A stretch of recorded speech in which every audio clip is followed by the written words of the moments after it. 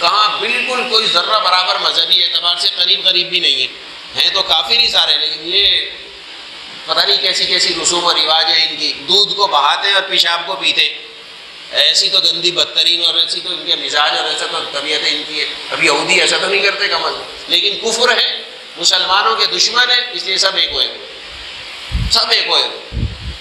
अब जैसा जिसके साथ मदद हो पा रही है, जिसकी जैसा ताउन कर पा रहे हैं, वो आपस में कर रहे हैं। और इधर हम अफसोस के साथ ही कहना पड़ता है कि हमारे इस्लामी ममालिक का हाल भी हमारे सामने।